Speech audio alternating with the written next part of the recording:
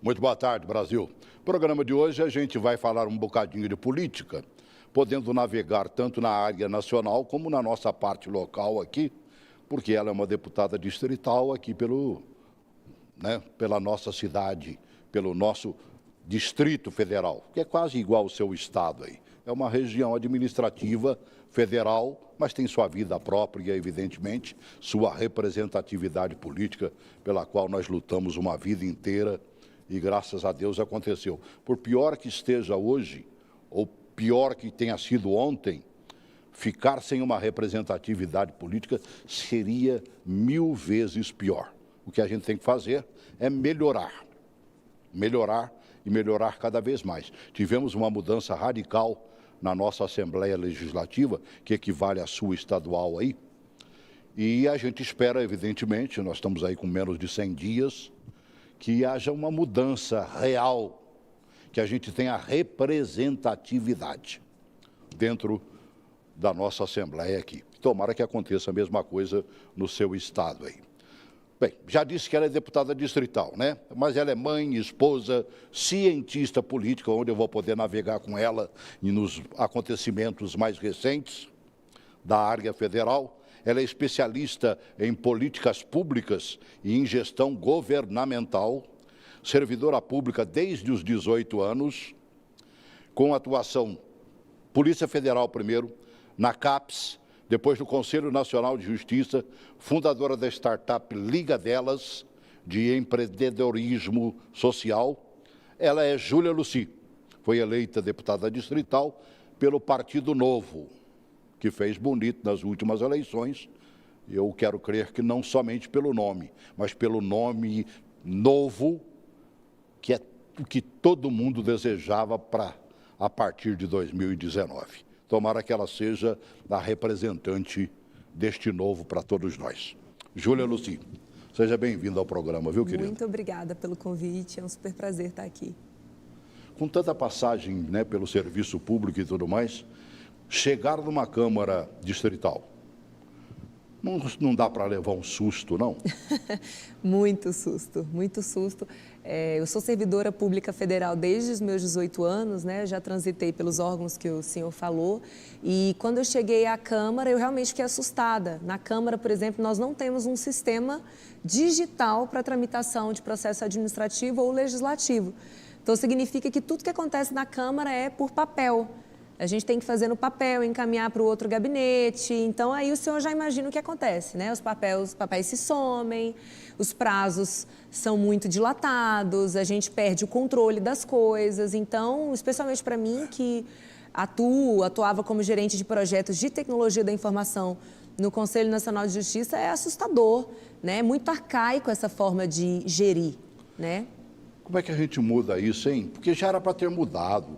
O mundo hoje está na palma das mãos. Exatamente. Você está com um aparelho aqui. Se você quiser saber o que está acontecendo lá nas Minas Gerais agora, né? Onde o Partido Novo tem um bom governador, tem se manifestado como tal. Isso. Se você quiser saber como é que está vamos dizer, o acontecimento lá na África, onde já temos lá mortos e mais mortos, né, de um ciclone que passou por lá e devassou aquilo ali tudinho. Sim. Você está com tudo na palma da mão. Agora, ficar no tempo do rabisco, só eu mesmo, porque, como diz o outro, pelo amor de Deus. Mas a gente sabe que isso serve a interesses escusos, né? Onde é que está esse interesse? Então, a gente sabe que existe barreira burocrática, né? Porque são muitas regras, são muitas leis, são muitos regulamentos, mas se houvesse vontade política, de fato, a gente já teria uma administração pública muito mais modernizada. O que falta é vontade política, né? E é essa a minha atuação dentro da Câmara. Eu pressiono, como servidora do Conselho Nacional de Justiça, já promovi encontros, porque o CNJ é um órgão que se destaca exatamente pela modernização de processos que ele tem, né, pela vanguarda que ele traz para todo o Poder Judiciário Federal. A gente tem já no CNJ uma série de sistemas que a gente simplesmente pode copiar para dentro da Câmara. A gente não precisa gastar dinheiro, a gente não precisa gastar tempo, a gente simplesmente pega. E às vezes com uma coisa simples, né? Exato, e é essa a minha batalha. Zero, praticamente. Exatamente, é isso que a gente não pode gastar dinheiro mais com as coisas. O atual presidente da Câmara é um meninão. Ele é muito novo. Né? Novo, mas porém com experiência. Eu tenho acompanhado a vida política dele.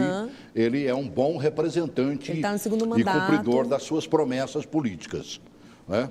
Ele nos surpreendeu realmente a ponto de ser eleito presidente da Câmara. O Rafael realmente é um bom menino. Poxa, você não cochichou na orelha dele, não? Sempre, o tempo inteiro, o tempo inteiro. Eu, como procuradora especial... Ele, como diz o outro, se comunicando na palma da mão. Como procuradora especial da mulher também, eu peguei a procuradoria, assim, sem nenhum tipo de embasamento. A gente não tem site, a gente não tem um e-mail, a gente não tem nada. Então, eu estou tendo que construir tudo do zero, realmente, para institucionalizar as nossas políticas públicas. Porque o problema que a gente vive hoje na administração brasileira, pública brasileira, é a institucionalidade das coisas. Infelizmente, a gente vê bandeiras pessoais sendo levantadas durante uma gestão. Quando essa pessoa sai, aquela bandeira é abandonada. Isso não pode acontecer mais, porque você desperdiça dinheiro dessa maneira. Porque a política pública ela tem um ciclo, né? Ela tem o planejamento, a implementação, o monitoramento, controle, reavaliação. E a gente não persegue esse ciclo, a gente fica só na implementação, que é quando as pessoas tiram fotos, que é quando os políticos aparecem. Então, essa é a minha batalha, combater esse personalismo dentro da Câmara, né? E eu faço isso sempre, assim, estou sempre cobrando, estou sempre sugerindo, só que, infelizmente, não depende só de mim, né? Olha, às vezes coisas simples resolvem o problema. Algum tempo atrás, por exemplo, um posto de saúde do Guará inventou um instrumento onde as pessoas não tinham que bater com a cara na porta para ver se tinha o medicamento na farmácia lá. Porque era um tal de todo mundo ir lá, chegou, e não tinha telefone para se comunicar. Exato. Fizeram exatamente um modelo que você utiliza, o que todo mundo tem hoje na palma da mão, que é o celular. Pronto, acabou o problema. Quer ver outro? Você, por exemplo, é da Procuradoria Especial da Mulher, na Câmara Legislativa. Você quer ver um belo exemplo? Sexta-feira agora, o governo de São Paulo lançou um aplicativo para a mulher em caso de violência. E eu gostei da explicação, você vai ouvir agora, de um cidadão falando da questão de 1 minuto. Coloque aí, por favor, esse vídeo. O aplicativo SOS Mulher tem um botão de socorro que aciona a Central de Operações da Polícia Militar, que envia a viatura mais próxima para o local indicado pelo sinal de GPS do celular. Disponível para iOS e Android, logo após baixar o aplicativo, é preciso realizar um cadastro informando dados pessoais e também um teste para saber se a medida protetiva consta no sistema do Tribunal de Justiça de São Paulo. O lançamento foi anunciado pelo governo do estado. E essa possibilidade desse mecanismo de chamar imediatamente a atuação da polícia em situações de violência doméstica é fundamental. Às vezes 1 minuto é muito para discar para o 90 e buscar o atendimento que muitas vezes não chega a tempo.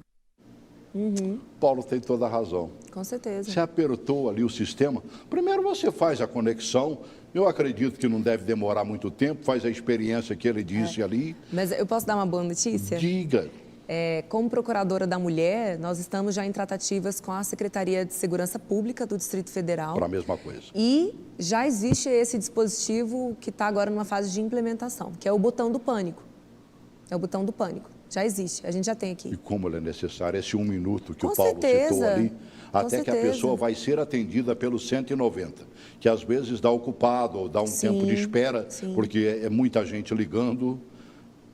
O botão do pânico é para ontem, né? Não é nem para hoje. É rápido, né? E tem que ser tratado com prioridade, né? Que A mais maioria que você das vai- nossas vítimas de feminicídio a gente poderia ter poupado. São vítimas certeza. previsíveis. Não, mais do que previsíveis, né? E elas não são como guardadas. Sim. E até que ela age, o cidadão já agiu. Sim. Um dos problemas também é que o Poder Judiciário ele tende a não liberar a colocação de tornozeleira nos agressores. Mas Porque... o Ibanez não comprou um monte de Sim, tornozeleira esse é o agora? problema. Inclusive, a gente já paga por isso, a gente já tem um contrato em vigência, mas aí já é uma questão do Poder Judiciário. Nem sempre o juiz defere essa medida de colocar a tornozeleira. E também a Secretaria de Segurança Pública, nós da Procuradoria também da Mulher, estamos em tratativa para exatamente conscientizar os nossos magistrados de deferirem, porque é uma medida simples, né? Inclusive, a gente já paga por isso, o contrato está vigente. E ela precisa simplesmente ser implementada. A gente consegue salvar muitas vidas, né?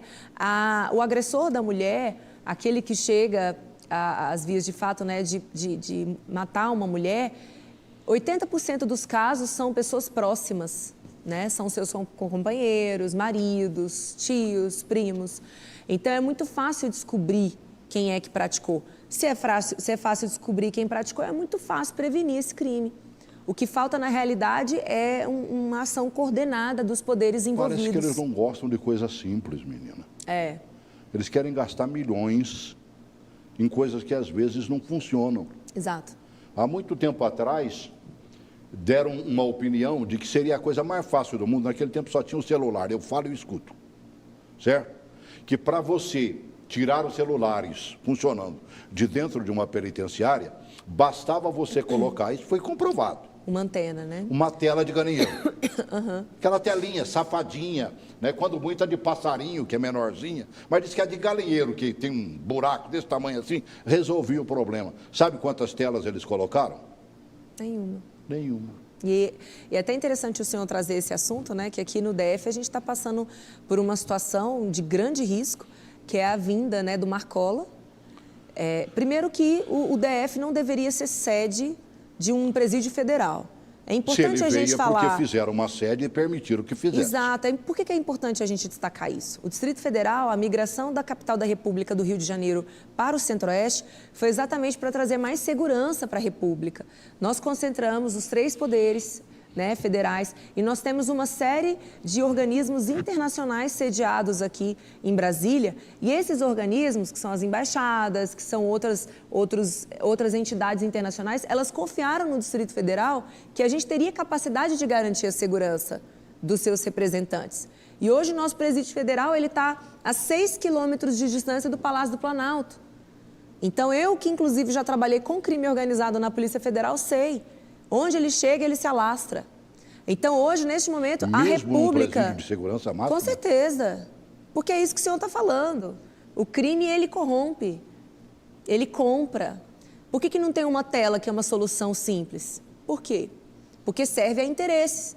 Então, neste momento, a República Brasileira corre risco, porque nós concentramos num espaço muito pequeno, que é a Praça dos Três Poderes, simplesmente toda a estrutura do poder da República Brasileira. Eu já fiz apelo ao governador Ibanez, ele se sensibilizou, tanto é que neste momento ele também está fazendo apelo junto ao governo federal para que essa decisão seja revertida e líderes de facções criminosas tão perigosas como no caso do PCC, que não venham aqui para o Distrito Federal, porque é a nossa república que corre risco. Mas não seria um caso de nós emprestarmos uma segurança máxima a um presídio de segurança máxima? Você veja, nós vimos uma ação agora, semana passada, se não me engano, né, pegando alguns líderes do PCC em Brasília, Isso. ou gente que comungava desta opinião. Isso. E botaram no xilindró. Uma ação policial. Não está faltando isso, não? Porque a partir do momento em que permitiram a construção de um presídio de segurança máxima, não vai deixá-lo como um elefante branco. Não, mas ele pode ser utilizado para uma outra finalidade. A gente pode utilizar para ter presos de menor periculosidade, inclusive sob a administração do governo do Distrito Federal. Agora, presos de líderes de crime organizado do nível do PCC e outros que a gente conhece, eles não deveriam estar aqui, eles deveriam estar em locais isolados, porque aí ficaria mais difícil a ação deles. O senhor mesmo acabou de falar, com pouquíssimo tempo aqui, eles já estão agindo no DF. Eles já estão agindo, eles são praticamente incontroláveis. E olha que a nossa Polícia Civil e nossa Polícia Militar são polícias exemplares. São forças policiais de destaque no país todo. Conseguiram manter a corrupção e esse crime organizado afastado da... Esse crime organizado não entrou nessas forças policiais aqui do Distrito Federal exatamente porque são muito sérias, são muito comprometidas. Mas, nesse momento, a gente corre um grande risco. Eu ouvi um comentário seu falando em soluções artificiais para problemas estruturais. É isso que está acontecendo? Com certeza, o tempo inteiro. No Brasil, como o senhor fala, acabou de falar, muitas vezes a gente tem soluções simples que realmente resolveriam a situação como um todo, mas não. Prefere-se fazer coisas gigantescas e caríssimas e demoradas. Por quê? 2 motivos. Primeiro, política pública não é tratada com responsabilidade. O primeiro passo para elaborar uma política pública, que é uma ação do Estado, é se fazer um diagnóstico da situação, entender o que está acontecendo. Esse primeiro passo não é feito. Eu posso falar porque, como deputada, eu vejo esse processo, é sempre. As pessoas não sabem do que estão falando, mas elas querem propor um projeto de lei sobre aquele assunto, embora elas não conheçam a realidade. Gastam muito dinheiro pelo nada, né? Exatamente, né? Como se lei resolvesse o problema. Guardei, sabendo que você vinha aqui, né? Foi de ontem, de anteontem, foi domingo. GDF gasta 8,2 milhões em diárias e transportes. Sim. O valor se refere aos 3 primeiros meses da atual gestão e é o equivalente a um tempo, a 1/3 do destinado aos mesmos serviços em todo o ano passado.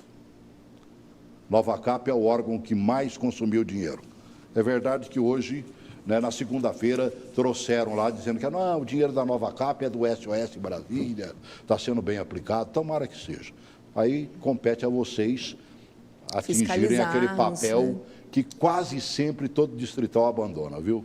Que é o da fiscalização. Vigilante. É, que eu sempre digo que é o mais importante, porque a nossa competência legislativa, que é a competência de fazer leis, ela é muito restrita. Tanto é que a Câmara ela é campeã em fazer projeto de lei inconstitucional. E muitos colegas meus sabem que estão propondo projetos que são inconstitucionais, mas eles propõem, eles discutem e eles querem aparecer como tendo aprovado vários e vários projetos, mas lá na frente o projeto vai ser derrubado. Porque, infelizmente, ainda a qualidade de um mandato é avaliada pelo número de leis que o parlamentar aprova. Deveria ser o contrário. E ele faz uma defesa, pelo menos, de que apresentou o projeto. Sim, mesmo que não seja, mas eu levantei, né, a bandeira. Não, pelo mas amor de a gente Deus, não pode iludir as pessoas. Esse mesmo jornal fala sobre isso, olha. Pois é. Na página da Helena Nader, né? Ela fala assim, enxurrada de projetos na Câmara Legislativa. Você deve ter lido sobre isso, né? Os recém-impossados deputados distritais apresentaram uma enxurrada de projetos de lei nas primeiras semanas de mandato, né? Vou diminuir aqui. São 250 propostas. São 24 parlamentares. Quer dizer, no mínimo 10 por cabeça. Eu não apresentei nem 3.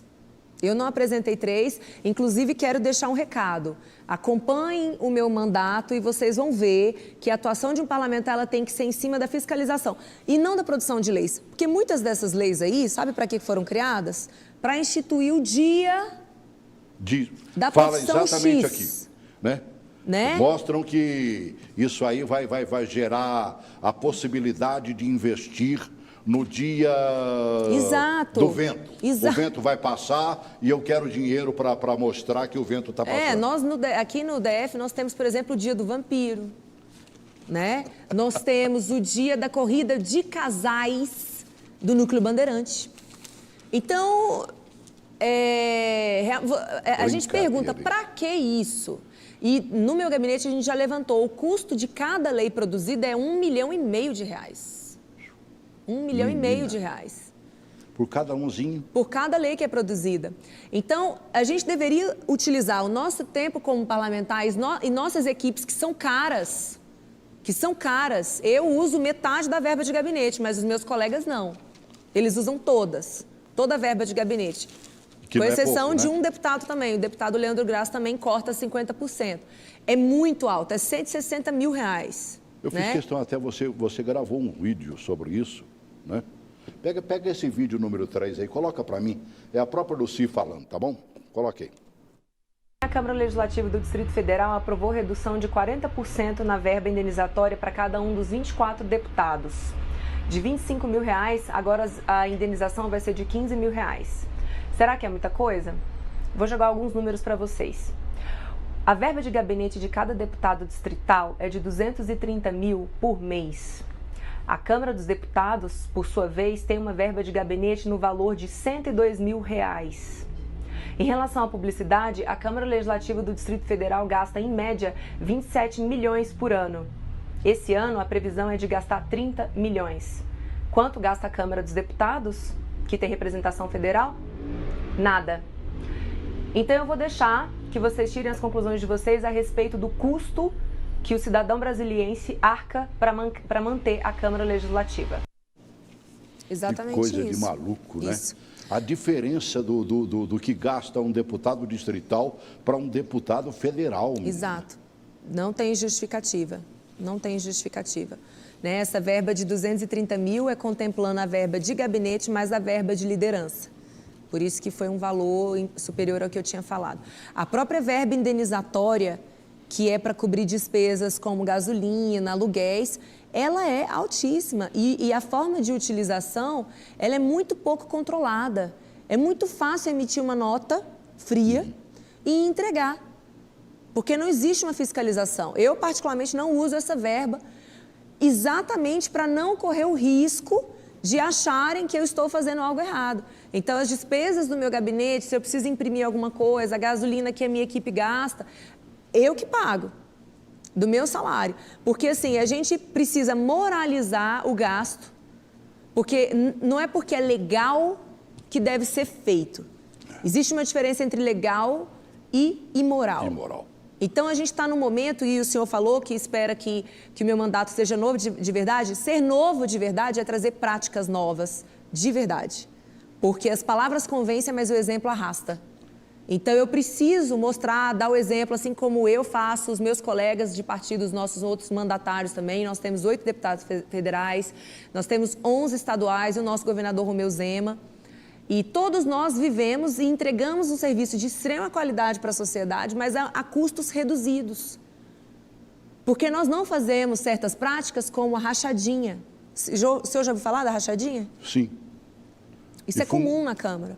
Rapaz, e como é, né? Meu Deus do céu. Estão pegando, inclusive, no filho do Bolsonaro, achando que havia uma rachadinha lá, né? Então, infelizmente... Quando entra aquele dinheiro no cidadão lá, não na conta do parlamentar, acham que é uma devolução. Que seria hipócrita, no mínimo, né? Sim, sim. Meu Deus do céu. Então, nós temos muitas coisas para combater e a gente tem que combater da raiz do problema, né? Tem muita gente que fala, ai, que bom, porque a Câmara se renovou muito. Eu não acho que a Câmara tenha se renovado muito. Porque você não sentiu essa renovação? Não. Poxa, nós mudamos praticamente a metade. Não, mas são nomes novos, mas as práticas são novas. Então, você vai acabar sendo expulsa da Câmara. Então.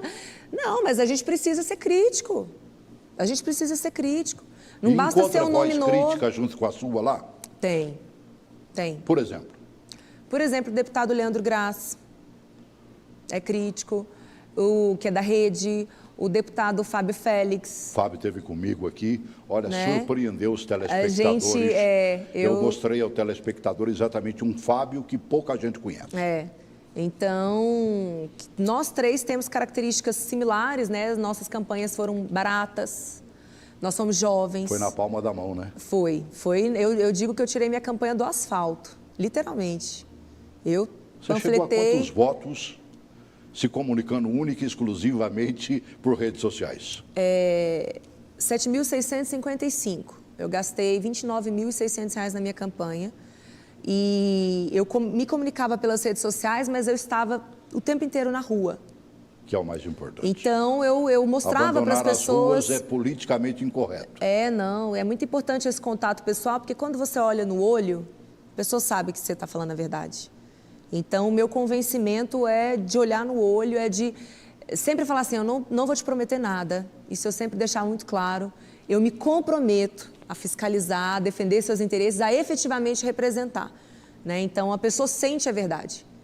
Né? Eu não fico de enrolação, não fico de blá, blá, blá. Se eu puder fazer, eu faço. Se eu não puder fazer, eu deixo muito claro, olha, isso não é competência minha.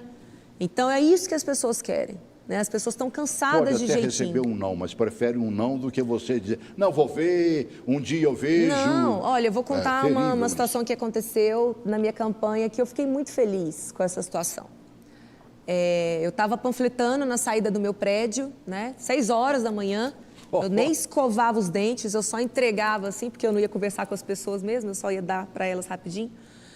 E uma das vigilantes do meu prédio acompanhou esse meu trabalho, né? Aí a segunda vez que eu estava lá panfletando, ela falou assim, eu estou vendo que você é muito esforçada, eu acho que você vai ganhar, Se eu te ajudar a distribuir os seus panfletos e você ganhar, você consegue uma cirurgia para minha mãe? Porque minha mãe está na fila já há muito tempo. Aí eu falei assim, olha, se um político pega uma pessoa que está lá no final da fila e consegue uma cirurgia, o que ele está fazendo? Passando na frente. Isso é corrupção. A corrupção, ela não precisa ser grande. Ela pode ser... Qualquer ato que você desvirtua o que é certo é corrupção. Então, eu gostaria de poder ajudar, mas eu não posso fazer uma coisa dessa porque eu estou passando a sua mãe na frente de pessoas que ou chegaram antes ou têm uma prioridade no atendimento porque é mais urgente. Imagina, isso está errado. O que eu tenho que fazer é batalhar para que todas as pessoas tenham acesso a um direito que deveria ser simples de ser conseguido. Então, eu não vou fazer esse compromisso com você. Isso acontece no Brasil inteiro, lamentavelmente. Eu tenho um primo que espera por um rim. Certo? Cada vez que o tempo passa, ele, ao invés de estar mais próximo... Ele se afasta. Não, ele está lá ficando no rabo da fila, como diz na minha terra. Mas muitas vezes por causa dessas intervenções políticas, né? Então, eu falei isso, eu vi que ela ficou meio assim comigo. Na terceira vez que eu estava panfletando, ela falou assim, Júlia, eu refleti sobre o que você falou, você está certíssima, é isso que eu quero ver na política, é essa mudança que eu quero e eu vou te ajudar. Agora, tem como mudar isso? Você, como parlamentar, vai fazer o quê para, pelo menos, no mínimo, amenizar essa situação? Não deixar que com tanta facilidade... Por isso é que eles não querem a parafernália eletrônica que você quer colocar na Câmara. É isso que eu ia te falar. Eles preferem pegar aquele papelinho seu, que você botou à mão, ou riscar alguma coisa que eles não querem, ou introduzir. Faz o Vzinho assim, ó, e coloca lá o que eles querem que um jabuti na sua emenda. Exatamente, porque a partir do momento que você tem sistema, né, você cruza as informações e você detecta o que está acontecendo. Então, o que está faltando hoje é exatamente o cruzamento dessas bases de dados e uma inteligência artificial também para poder fazer esse levantamento e a gente identificar o que acontece. Mas, infelizmente, ainda é muito corriqueiro isso. Se você é amigo de um deputado, você consegue vaga numa creche pública. Se você é amigo de um deputado, você consegue acesso ao cartão material escolar. Infelizmente. Né? Agora, o lado bom é que muitas pessoas, eu diria a maioria, não querem essa forma mais de favorzinho, de troca de favor. A maioria das pessoas, por exemplo, é aquelas que já me acompanham, já sabem como eu sou, esse tipo de pedido não chega mais a mim. Não chega. Porque elas já sabem a minha postura, elas sabem da minha seriedade, né? Porque a corrupção, ela tem o lado da pessoa que pede e da pessoa que aceita. Né? Então, a gente precisa trabalhar dos dois lados. São corruptos. Eu gosto de falar, se existe um político corrupto, a culpa não é só dele. É porque tem uma outra ponta, a extremidade é corrupta também e está alimentando esse sistema. Então, cabe a nós rompermos com esse sistema. A corrupção não pode ser mais um modo de gestão no nosso país. Sabe, uma coisa, por exemplo, que eu vejo são os gastos exorbitantes. Eu estava me lembrando, por exemplo, dando uma olhada no que você já falou e já fez, né? Eu não lhe conhecia, estou lhe conhecendo hoje, né? E você falou exatamente nos gastos que fazem por aí, na dinheirama que é despejada, né? Você falou, por exemplo, queremos o uso racional do dinheiro público e uma oferta adequada de serviços. E você não precisa sair do quintal que você vive hoje, que é a Câmara Legislativa, para ver... Eu ia falar uma canalice, cara. Certo? Um gasto exorbitante. Sim. Câmara quer torrar, mostra para mim, Marinho, 27 milhões. Dinheiro público iria para emissora sem estrutura que apenas mostra distritais pela internet. Eu não sou contra, eu acho que este finalzinho eu tiraria. A Câmara precisa realmente de uma emissora. Precisa. Mas ela pode fazer Ela parceria. tem um papel expressivo. Quando abriu a TV Câmara pela primeira vez, contrataram o Toninho, que é um bom goiano, que nós, da TV Bandeirantes, na época, trouxemos de Goiás para terceirizar os nossos serviços. Eu tinha um programa independente na TV Bandeirantes que era terceirizado por ele. Ele atendeu um socorro pedido pela Câmara Legislativa, instalou lá os equipamentos dele e fez funcionar a Câmara Legislativa, que depois veio a Justiça dizendo, não, tinha que fazer lá uma licitação, tarará. Tudo bem, faça uma nova licitação e coloque uma nova equipe lá, que o Toninho com certeza poderá até concorrer. Estou falando do Toninho porque me serviu durante 12 anos da TV Bandeirantes maravilhosamente bem. Não tem outros? Tem, com certeza. Eu conheço outros terceirizados que fazem programas maravilhosos para a TV Brasília, para a TV comunitária e que teriam condições de assumir isso aí. Exato, não precisa fazer o serviço dentro de casa, né? Dá para fazer parcerias, TV Senado, TV Câmara, TV Justiça, que já tem estrutura e poderiam servir. Inclusive, a minha equipe está fazendo todo esse levantamento dos custos, porque a gente não pode mais se permitir, especialmente agora que a gente tem mídia, né, social, que é gratuita, o uso dela. A gente viu um presidente da República ser eleito utilizando mídia social. Isso diz muito. O governador de Minas Gerais. Isso, o próprio Zema. Que é do seu partido. Então, isso diz muito. A gente precisa ter muito cuidado ao utilizar dinheiro público. Sabe o que eu sempre digo? Não existe dinheiro do governo.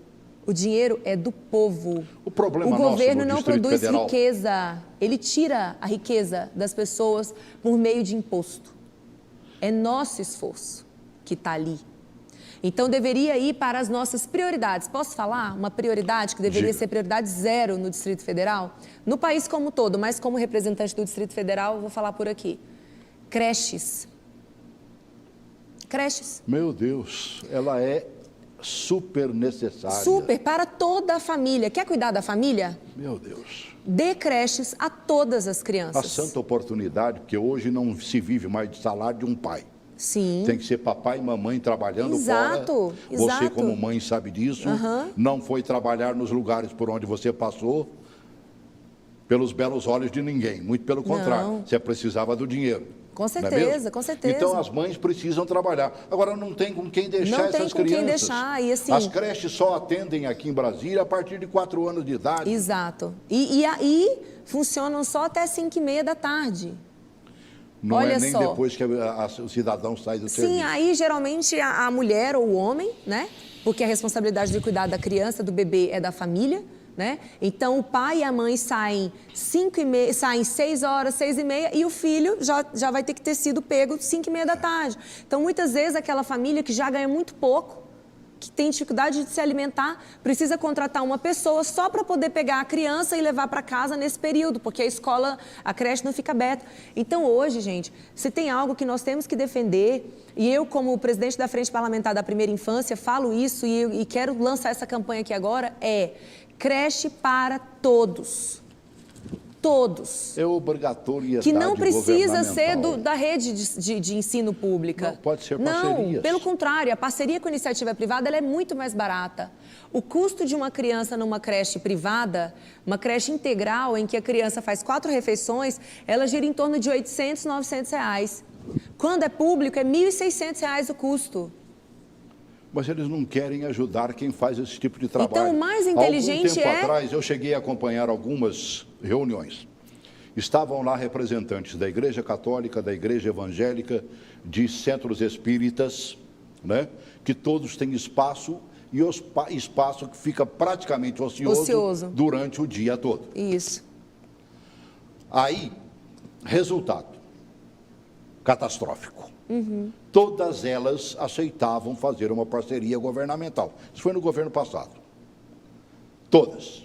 Mas quando se falou no dinheiro que seria dado ou mantido pelo governo, você falou em R$800. Não chegava a 200. Aí você teria que ficar de pires na mão para poder fazer sobreviver. E traz uma situação de insegurança, criançada, né? Não dá. Não dá para a criança estar ali e depois no próximo mês, olha, não tem mais vaga. Não tem. Tem que ser um programa muito sério, sabe? Porque a cada $1 que a gente gasta na educação infantil, a gente investe, a gente ganha $7. Com certeza. Quando essa pessoa entra no mercado de trabalho, por exemplo. Né? Uma criança que tem acesso a uma educação boa na primeira infância, ela se alimenta bem, ela se desenvolve intelectualmente, socialmente. Então, a sociedade ganha como um todo. né? Então, a gente precisa entender que o dinheiro público ele não é infinito e ele não nasce em árvore. Então, a gente tem que ter prioridade. E, neste momento, prioridade tem que ser ter todas as nossas crianças com acesso à creche. Já pensou 27 milhões, daria para fazer no mínimo umas 4, 5 creches. E dessas bonitinhas que estão aí... Não, né? daria para fazer umas 13. É. Porque uma creche é em torno de 2 milhões para construir o prédio. E eu já né? tive a oportunidade de entrar dentro de uma delas, que elas são padrão, muitíssimo bem feitas, práticas, né? Para o bom desenvolvimento daqueles que trabalham lá dentro. Com certeza. E a boa ação em benefício das crianças. Exatamente. Caramba. Então, a gente precisa focar nisso. Primeira infância e infraestrutura. Aqui no DF, a gente ainda tem problema de esgoto, né? Muitos locais tem? ainda, o esgoto correndo a céu aberto. Então, nós temos que focar, gente, na base. Vamos abandonar essa ideia de atacar os sintomas, o doente. A gente tem que atacar a raiz do problema. Senão ele vai continuar doente. Exatamente. Tudo. Senão ele continua Sempre doente. foi. No Brasil, infelizmente, a gente está vivendo a era das cotas. Nós temos problemas estruturais e as pessoas só querem cota. Meu Deus, não adianta. Vou dar um exemplo. A cota para a escola pública nas universidades públicas. Sabe o que acontece hoje? Muitos pais tiram os seus filhos do ensino privado, jogam no público, porque vai facilitar passar no vestibular, tem a cota, mas pagam um cursinho privado para o aluno. Sempre quando tiver cota, a gente vai desvirtuar. A gente está correndo o risco de desvirtuar. Agora, o que é interessante? É investir para que a escola pública seja competitiva. Para que os alunos que estejam ali... muitas delas que se mostram competitivas, Sim. De grandes exemplos, basta copiá-los. Sim, exatamente. Ou adaptar as outras. Colocar para que façam investimento, a mesma coisa. mudar a forma de gestão. Por isso, eu sou super favorável a essa gestão compartilhada com a Secretaria de Segurança Pública, de algumas escolas, sim, terem policiais dentro da escola para ajudarem na disciplina. Você não encontra. De jeito nenhum. nenhum. É a primeira que fica um pouquinho mais do lado à esquerda que eu estou ouvindo falar isso aí. Eu não sou nem esquerda nem direita, né? Sim. Nós do Partido Novo, nós somos livres desse estereótipo. Nós somos responsáveis com o cidadão. Então, temos bandeiras sociais, de responsabilidade fiscal, a gente não tem essa preocupação com bandeira ideológica. Muito pelo contrário. Esse, inclusive, foi meu primeiro discurso. Mas eu sou super favorável, sim, à gestão compartilhada, porque nós precisamos testar novos modelos de gestão. O que está aí hoje não está dando certo. Para o atual governo e para os demais governos, sim, quem fala no social é da esquerda. Não, mas isso é um grande erro e é o que eu falo sempre. Eu também acho. Convencionou-se, né? Se você pensa no social, você é esquerda. Não, muito pelo contrário. Eu me defino como liberal. A gente defende que o Estado tenha que intervir o mínimo possível na economia, tem que deixar de atrapalhar e tem que atuar onde ele tem que atuar. Então, por que o Estado não atua onde ele realmente tem que atuar, como, por exemplo, na educação infantil? Porque ele está se preocupando em regular tudo. Ele não tem foco. O Estado quer se intrometer em todos os aspectos da vida das pessoas e ele não cuida do que ele deveria cuidar. Porque não tem como você fazer tudo ao mesmo tempo. Tem que ter prioridade, gestão, estratégia, né? Então, nós que somos liberais, por exemplo, sabemos que essa defesa de tirar o mínimo de imposto possível da mão das pessoas é exatamente para deixar mais dinheiro para as pessoas consumirem, para as famílias pobres serem mais livres. Nós temos problemas comuns, sabe? Às vezes, por exemplo, eu mostrei aquele vídeo, né? São Paulo, na palma da mão, hoje a mulher chama o seu socorro urgentíssimo. Né? Citei o posto de saúde do Guará, onde você faz uma comunicação. Opa, chegou tal medicamento? Não. Opa, chegou. Estou indo para aí. Então, é maravilhoso isso, né? Nós temos, por exemplo, passamos uma tiguaça, coisa de 1 ano, 2 atrás, com falta d'água. Nossa, gravíssimo. Nós temos exemplos no Brasil. O estado de Minas Gerais, onde o Novo hoje governa, deu um belíssimo exemplo. O estado de São Paulo fez a mesma coisa. O agricultor, por exemplo, que faz preservação das nascentes, tem uma determinada, não é regalia, ele tem uma ajuda de custo para aquilo ali.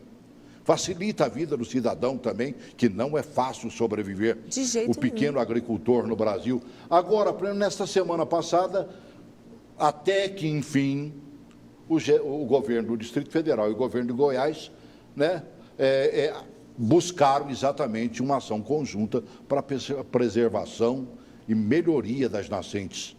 Vamos ver esse vídeo? Vamos. Eu acho importantíssimo isso, tardiamente, mas antes tarde do que nunca. Coloque, por favor. As águas da bacia do Rio Descoberto formam o reservatório de mesmo nome que abastece mais de 60% da população do Distrito Federal e entorno. A implantação do programa Produtor de Água na região quer garantir a preservação do manancial que sofre com a ocupação desordenada. Com o programa, produtores rurais da região vão ser pagos por ações de conservação da água e do solo que implementarem em suas propriedades, como o plantio de matas ciliares, o cercamento de nascentes e outras iniciativas para o aumento da qualidade e da quantidade da água que chega ao reservatório. A iniciativa já foi implantada em outras 76 regiões pelo país. Deu certo, por exemplo, na bacia do Ribeirão Pipiripau, no Distrito Federal. Lá, houve redução dos conflitos pelo uso do manancial e o programa ajudou a evitar o desabastecimento durante a crise hídrica. Se nós fizermos um esforço junto aos produtores na região a montante do lago e melhorarmos a infiltração de água, boa parte dessa água que está passando hoje aqui, num próximo regime de chuva, ela não vai passar, ela vai se infiltrar lá, vai melhorar o abastecimento do lençol freático, vai criar uma poupança e se eu mantiver essa poupança num nível adequado, vai ter anos de chuva ruim ou de pouca chuva e eu vou conseguir o meu abastecimento normal porque eu tenho essa poupança no solo. A proteção das nascentes é uma das metas que o Brasil precisa cumprir entre os Objetivos de Desenvolvimento Sustentável da ONU relacionados à gestão da água e ao saneamento. Segundo dados da Agência Nacional de Águas, mais de 13% dos brasileiros não têm água todos os dias. Já a parcela que tem serviços de esgoto cresceu de 56% em 2011 para 63% em 2016. Muito baixo. Cresceu, mas não atingiu, né? A muito pobreza baixo. Continua no meio É da absurdo. lambança. E sem esgoto a gente não tem como ter uma população saudável. São E doenças... a água é fácil de levar, Sim, né? Meu então... Deus. Quando tem, evidentemente. Sabe quanto custaria isso para o governo, a preservação dessas nascentes? Zero à esquerda. Porque... O agricultor cria um amor tão profundo depois que ele vê a natureza, sabe, brotando água à vontade de minas que supostamente já existiram e que foram afetadas no passado. Isso. Brasília é assentado em cima de Minas. O final da Asa Norte, ali na Lagoa do Sapo, ali, ó, aquela região todinha, é água fluindo. Se você bater um enxadão ali, começa a sair água. Águas claras, você não se aprofunda mais do que 1 metro sem encontrar água. Os edifícios de Águas Claras, todos eles têm bomba retirando a água das nascentes e jogando para a rede de águas pluviais. É impressionante. Pouca gente está aproveitando essa água, inclusive. Se fizessem um bom comando aí, diminuiria, inclusive, o custo dessas águas para cada edifício desse. E agora no DF a gente está vivendo também uma situação complicada, que é a quantidade de invasões. Isso complica, né? Na semana passada eu imaginei que o atual governo fosse entrar rasgando sobre isso.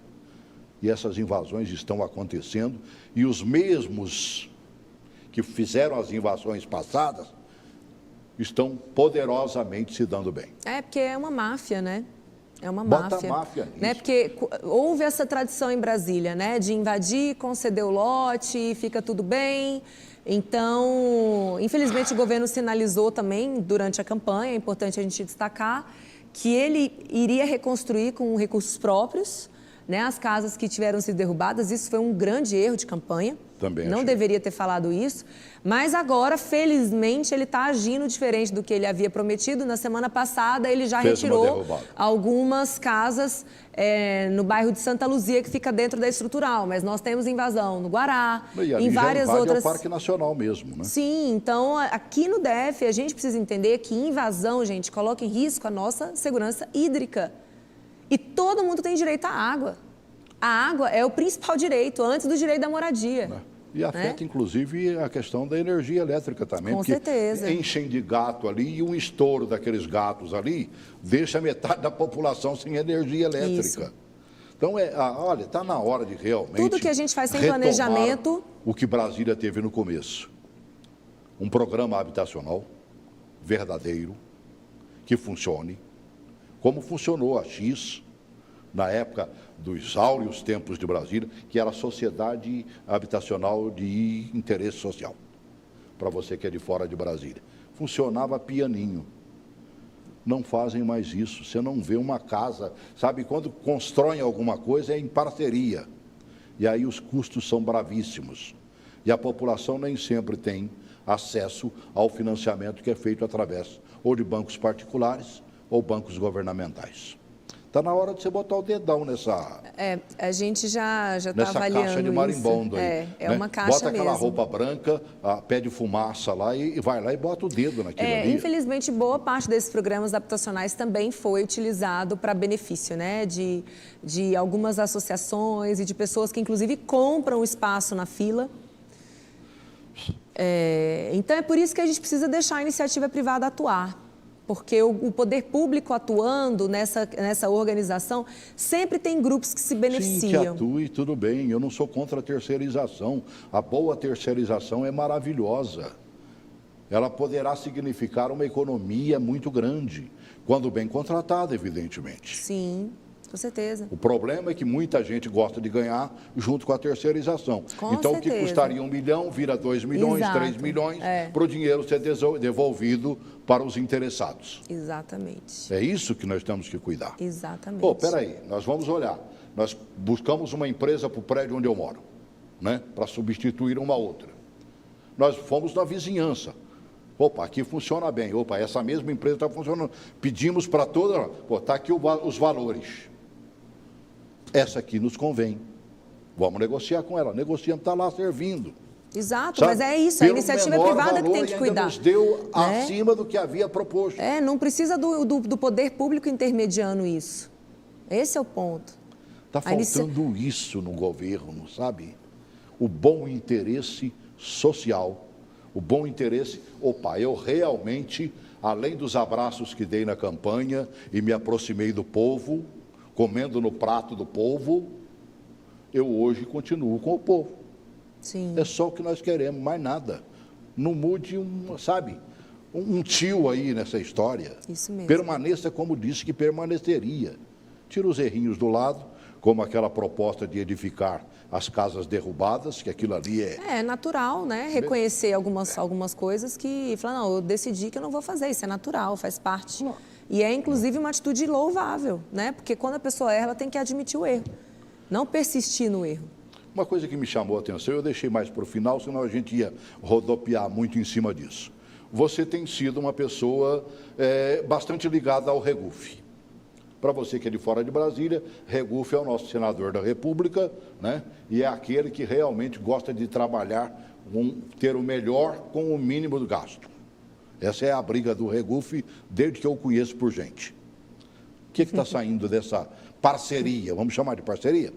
Dá para chamar? Dá para chamar. O Regufe é um amigo querido meu. Eu tive o prazer de ser voluntária da primeira campanha que ele foi eleito em 2006. Eu me voluntariei e desde então a gente tem uma relação e ele foi o meu conselheiro, né, nessa minha campanha. Eu fiz uma campanha muito parecida com a dele, inclusive, né, de bar em bar, de mesa em mesa. Valeu e ter vamos dizer, servido ao Regufe na primeira eleição. Você aprendeu que o negócio... Regufe saía nas noites de Brasília, porque era um jovem, né, e a juventude o amava realmente, né, e ele ia para todos os lugares distribuir o santinho dele, né? E o Regufe... E o programazinho.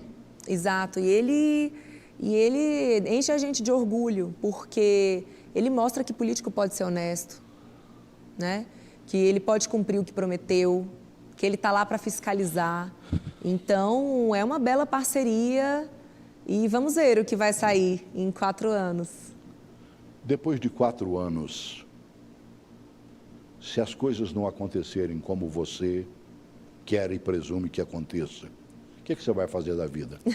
Vai voltar a trabalhar no governo ou vai tentar de novo para, como diz o outro... Água mole em pedra dura, tanto bate até que fura. Eu acho que está muito longe ainda. Uma coisa que eu gosto de viver na minha vida é um dia de cada vez. Né? Eu não sei como é que vai ser daqui a 4 anos. Eu entrei para a política para servir. Não teve nenhuma decepção até Eu agora? estou aqui para servir. Se a minha missão for continuar servindo, eu vou permanecer nessa missão. Se não, eu não tenho apego, eu não tenho apreço. O meu partido não é feito de nomes de pessoas, é feito de uma ideia de transformação e é isso que nós estamos fazendo. Então, vamos aguardar. 4 anos é muito tempo ainda. Não sei nem se eu vou estar lá, né, viva até lá, então vamos aguardar. Isso aí só ele sabe. Só. Eu gosto de dizer que tudo que eu quero é ter uma consciência tranquila para poder morrer hoje. É meio chocante falar isso. Não, eu sempre digo isso também. Mas tudo que eu quero é poder morrer hoje, né? Então, se hoje for meu último dia, então eu quero estar com a consciência muito tranquila. Então, vamos deixar para frente. Óbvio que eu tenho um planejamento, isso é claro, né? Eu sou uma pessoa Sim. que faz tudo com base em planejamento. Mas vamos ver como é que o cenário vai estar lá. Tomara que você chegue daqui 4 anos e diga pelo menos, olha, consegui isso, aquilo e aquilo outro. Já é alguma coisa.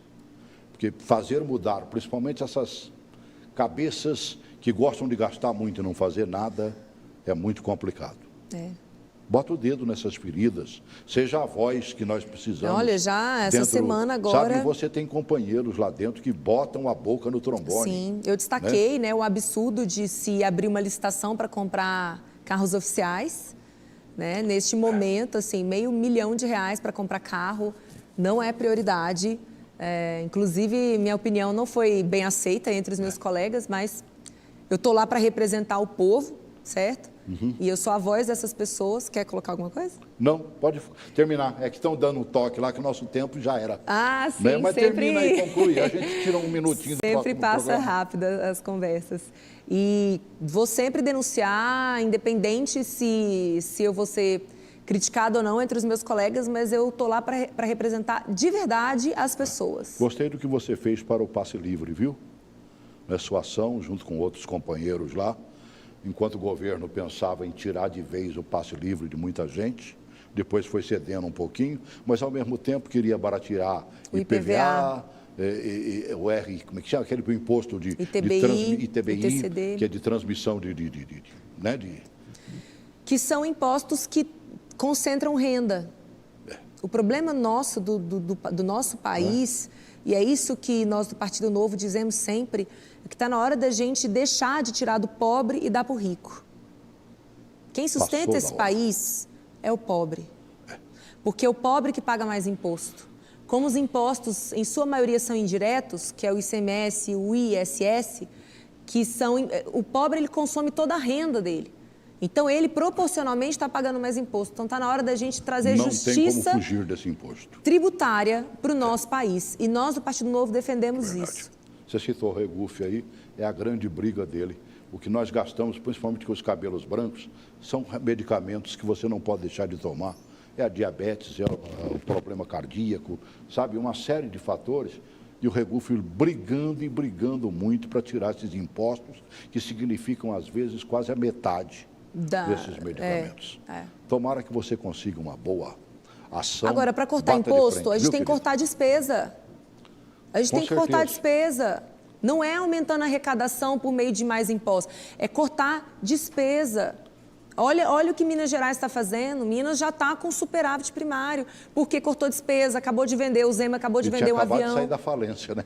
Não, pegou Minas absolutamente quebrada, o salário dos servidores atrasados, 13º, ele já regularizou tudo e ele já colocou o Estado em superávit primário, em 3 meses. Agora ele cortou. É igual a nossa casa. Se falta dinheiro, o que a gente faz? A gente corta a despesa, especialmente aquelas que não são necessárias. Então, está na hora do governo ter responsabilidade. Responsabilidade fiscal significa se preocupar com quem é mais pobre, porque o mais pobre é sempre aquele que vai sofrer, num estado de irresponsabilidade fiscal. Bom te conhecer.